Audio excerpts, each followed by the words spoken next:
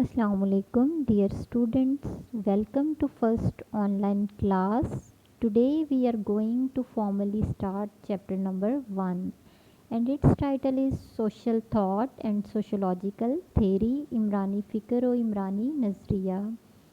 Today we will discuss what is social thought and different development stages of social thought. Imrani फ़िक्र से क्या मुराद है, मुख्तलिफ़ माहिरीन की इमरानी फ़िक्र से मुतल्लिक़ राय। नंबर 2, इमरानी फ़िक्र के मुख्तलिफ़ मराहिल का जायज़ा लेंगे।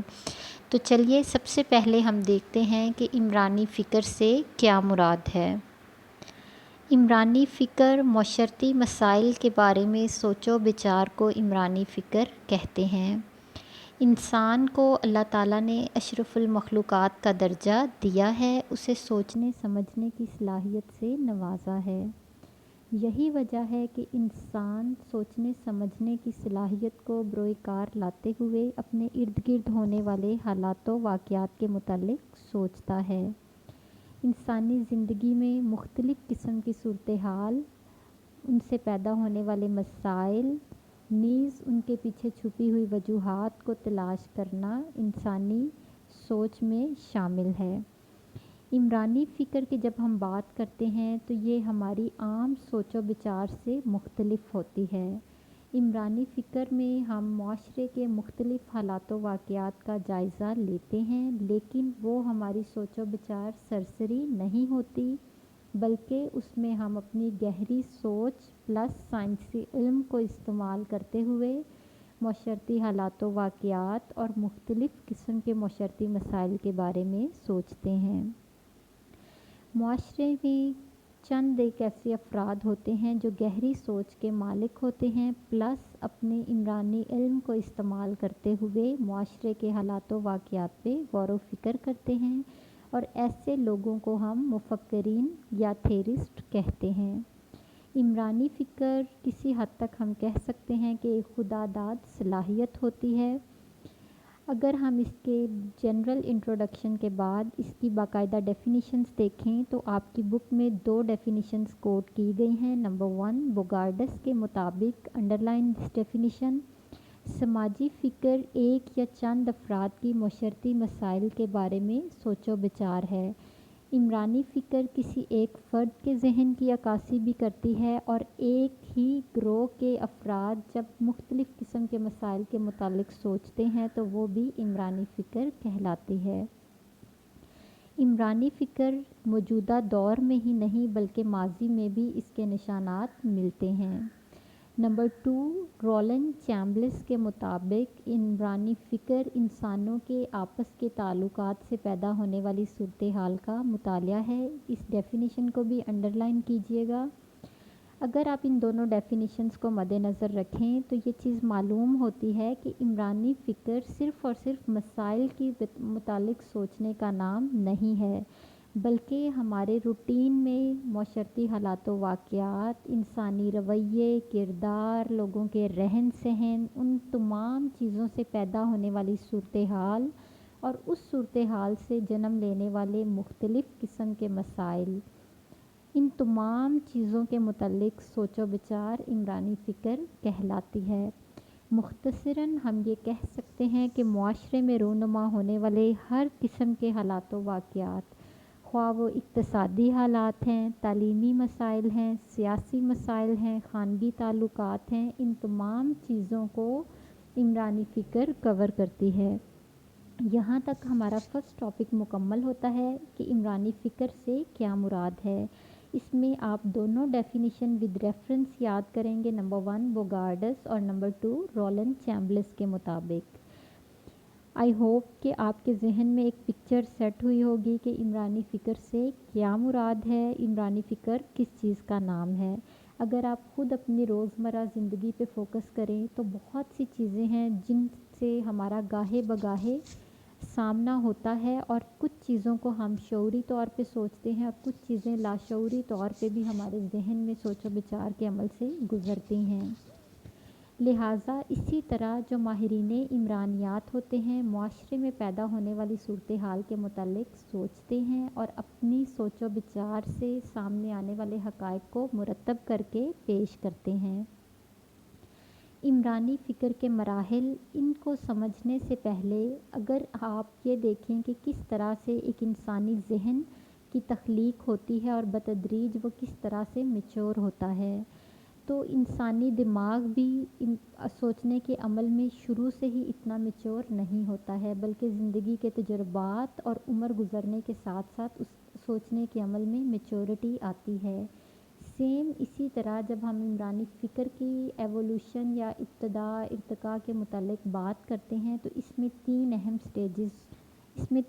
سٹیجز شامل ہوتی ہیں۔ نمبر 1 جادو، نمبر 2 مذہب، number 3 science. Magic, religion and science, یہ وہ تین مراحل ہیں جن سے گزرتے ہوئے عمرانی فکر ایوالو ہوتی ہے یا اپنی میچور فارم تک پہنچتی ہے۔ سب سے پہلے اگر آپ دیکھیں تو عمرانی فکر کا پہلا مرحلہ ہوتا ہے جادو۔ سب سے پہلے وقتوں میں انسان جادو پر یقین رکھتا تھا، اس کے سامنے جو بھی حوادث ہوتے تھے، جو بھی حالات و واقعات رونما ہوتے تھے، وہ ان کو اتفاقی قرار دیتا تھا، اور انسان چونکہ اس وقت میں بہت محدود علم رکھتا تھا، لہٰذا اس کے سامنے جو بھی حالات و واقعات پیدا ہوتے تھے ان میں قدرتی آفات بھی تھی، معاشرتی واقعات بھی تھے، ہر طرح کی چیز کو جادو سے منسوب کر دیا جاتا تھا، اور انسان یہ سوچتے تھے کہ یہ جو بھی صورتحال ہے اس کے پیچھے کچھ پراسرار طاقت موجود ہے جو کہ اس کی ذمہ دار ہے۔ لیکن وقت کے ساتھ ساتھ یہ محسوس کیا جانے لگا کہ اگر جادوگر کے پاس یہ تمام طاقت ہے تو پھر وہ موت کو کیوں نہیں ٹال سکتا۔ اس طرح بالآخر انسانی ذہن ایوالو ہوتا گیا اور انسان کا جادو سے اعتماد اٹھتا گیا۔ جادو کے دور میں معاشرتی حالات و واقعات کو اگر دیکھیں تو ان چیزوں کی بنیاد توہم پرستی کے ساتھ جڑی ہوتی تھی۔ لوگوں نے مختلف قسم کے دیوتا بنائے ہوئے تھے۔ مختصراً کہ انسان کی زندگی میں جو بھی چیز حائل ہوتی تھی وہ اس پہ اپنے آپ کو اس چیز کو وہ اپنے آپ پہ حاوی کر لیتے تھے اور اس کو معتبر دیوتا کی صورت میں سمجھنا شروع کر دیتے تھے۔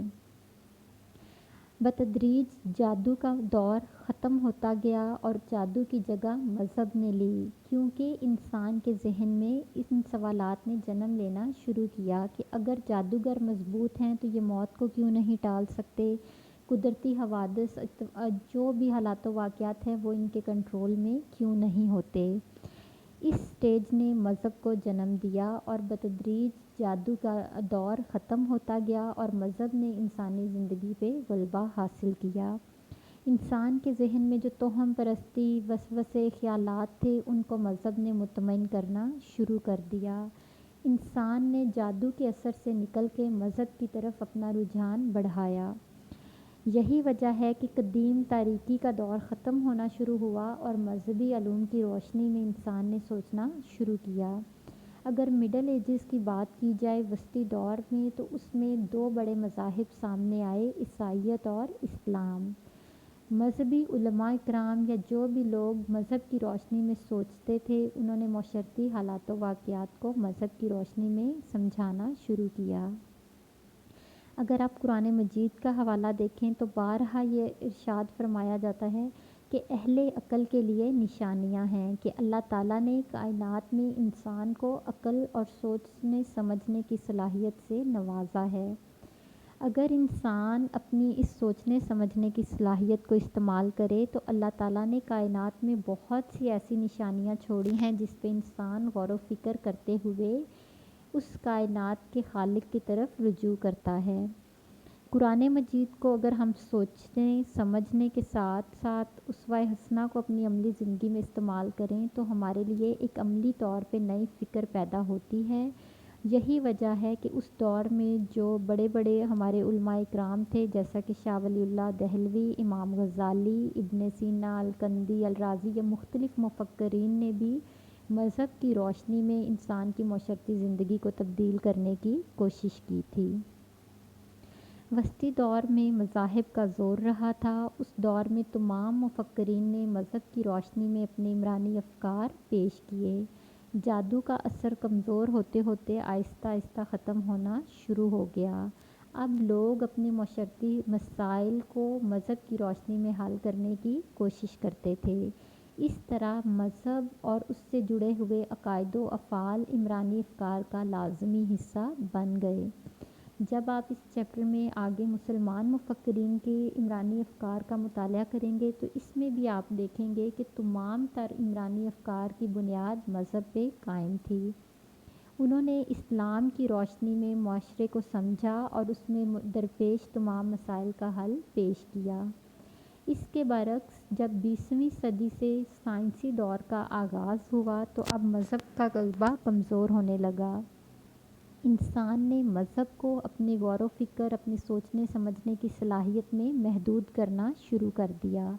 اب انسان یقین کی بجائے مشاہدے اور تجربے کی طرف بڑھنا شروع ہوا، کیونکہ انسان نے علم حاصل کرنے کی خواہش میں تحقیق یا سوچ بچار کے عمل کو بڑھایا تھا۔ اب اس کے لیے صرف اور صرف اعتقاد کافی نہیں تھا، بلکہ انسان نے کائنات میں چھپے ہوئے رازوں کو سمجھنے کی کوشش کی۔ اس سوچنے سمجھنے کی بنیاد تجربے پہ قائم ہوئی کہ انسان نے یہ سوچنا شروع کیا کہ ٹھیک ہے، بارش ہونا، موسموں کے تغیر، دن اور رات کا بدلنا، یہ تمام تر چیزوں کے پیچھے ایک قدرتی طاقت تو موجود ہے، سپریم پاور اللہ تعالیٰ کی صورت میں وہ ذات تو موجود ہے، لیکن اس کے اندر کچھ نہ کچھ ایسے فطری اصول ضرور موجود ہیں جن کو انسان نے سوچنا سمجھنا ہے۔ یہی وجہ ہے بارش کا قدرتی سائیکل، موسموں کے متعلق پیش گوئی، یہ تمام تر چیزیں جو ہیں ان سے سائنسی علوم کی ابتدا ہوئی تھی۔ مادی دنیا میں جب انسان نے تحقیق کا عمل شروع کیا تو یہاں سے سائنسی علوم کی بنیاد کھل گئی تھی۔ سائنسی طریقہ کار کا عمل شروع ہوا اور اس طرح انسان نے اپنی تمام تر حاجات کو سائنسی طریقہ کار سے پورا کرنے کی کوشش کی۔ جیسا کہ پہلے وقتوں میں اگر کوئی بیمار ہوتا تھا تو جادو کے دور میں جادوگروں کی طرف رخ کیا جاتا تھا، اس بیماری کو پراسرار طریقے سے سوچا سمجھا جاتا تھا۔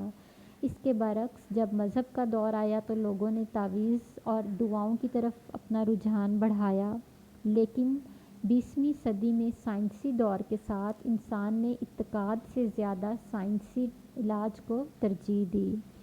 سائنسی ترقی جیسے جیسے بڑھتی گئی، مذہبی عقائد کمزور پڑنے لگے، اور اس کے نتیجے میں ہم دیکھ سکتے ہیں کہ مسلمان مفکرین کے مذہبی افکار کے بعد 20ویں صدی میں عمرانی فکر میں مغربی مفکرین کا دور شروع ہوا۔ ان کے عمرانی افکار کی بنیاد تو اسی چیز پہ قائم ہے جو ہمارے مسلمان مفکرین نے وسطی دور میں اپنے خیالات کو پیش کیا تھا، لیکن ان وسطی دور میں جو فلسفے کی بنیاد پہ عمرانی افکار قائم تھے، انہوں نے اس کو جدید سائنسی انداز میں ڈھال کے پیش کیا۔ یہی وجہ ہے کہ سوشیالوجی آف ریلیجن، مذہب کی عمرانیات جو کہ وسطی دور میں بہت زیادہ مؤثر تھی، اس کی جگہ 20ویں صدی میں سائنسی عمرانیات نے لے لی۔ عمرانیات میں جہاں مذہب اور فلسفے کا زور تھا، وہاں اب تحقیق نے اپنی جگہ مضبوط کی۔ یہی وجہ ہے کہ کچھ عمرانی افکار جو کہ اس دور میں مذہب اور فلسفے پہ قائم تھے، آج کی سائنسی عمرانیات کا حصہ نہیں بن سکے، اور البتہ کچھ ایسے کلاسیکل عمرانی افکار آج بھی موجود ہیں جن کو تسلیم کیا جاتا ہے۔ جدید دور میں جیسے جیسے سائنس و تجربات کا دور بڑھتا چلا گیا، لوگوں کا مذہب پہ یقین اپنے سوچنے سمجھنے کی صلاحیت میں محدود ہوتا چلا گیا، اور یہی جدید سائنسی دور تھا۔ اس جدید سائنسی دور میں اگر ہم عمرانی افکار کو دیکھیں، دونوں طرح کے عمرانی افکار آج بھی ایک دوسرے سے جڑے ہوئے ہیں، فلسفہ اور سائنس۔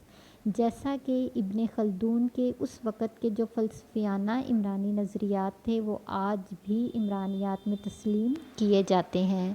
البتہ 20ویں صدی کے عمرانی افکار نے عمرانیات میں ایک انقلاب برپا کیا اور اس کو ایک فلسفیانہ مضمون کی بجائے ایک سائنسی مضمون کے طور پہ دنیا کے سامنے پیش کیا۔ اس میں اب ہم نیکسٹ یہی دیکھیں گے کہ کس طرح سے مذہب اور فلسفے کے بعد عمرانی فکر سائنسی انداز میں ڈھل گئی تھی اور اس میں کون کون سے مفکرین نے نمایاں کردار سر انجام دیا تھا۔ یہاں تک آج کا آپ کا فرسٹ لیکچر مکمل ہوتا ہے۔ اس میں عمرانی فکر کی ڈیفینیشن، فرسٹ پیراگراف اس کو آپ وضاحت کے طور پہ لکھیں گے۔ نمبر 2 عمرانی فکر کے مراحل، سب سے پہلے آپ ایک آؤٹ لائن پیش کریں گے کہ عمرانی فکر کے 3 اہم مراحل ہیں۔ نمبر 1 جادو، نمبر 2 مذہب، نمبر 3 سائنس، اور اسی طرح پھر آپ 1 بائی 1 ان کی ایکسپلینیشن لکھیں گے، جادو، مذہب اور اس کے بعد سائنس۔ تینوں سٹیجز میں جو آپ کے مین پوائنٹس ہیں آپ ان کو پڑھتے ہوئے انڈر لائن کیجیے گا۔ جو قرآنی آیات ہیں ان کو آپ نے ایز اٹ از کوٹ کرنا ہے۔ سائنسی دور میں جو بھی ماہرین کے نام یہاں پہ مینشن کیے گئے ہیں آپ ان کو کوٹ کریں گے۔ اس لانگ کویسچن کو آپ یاد کریں گے ریٹن فارم میں۔ میں امید کرتی ہوں کہ آپ اس کی اسائنمنٹ ضرور بنائیں گے، جس کا ٹائٹل ہوگا عمرانی فکر سے کیا مراد ہے، عمرانی فکر کے مختلف مراحل کو بیان کیجیے۔ اللہ تعالیٰ آپ سب کو اپنے حفظ و امان میں رکھے، اور انشاءاللہ آپ کی نیکسٹ کلاس کمنگ تھرسڈے کو ہوگی۔ اللہ حافظ۔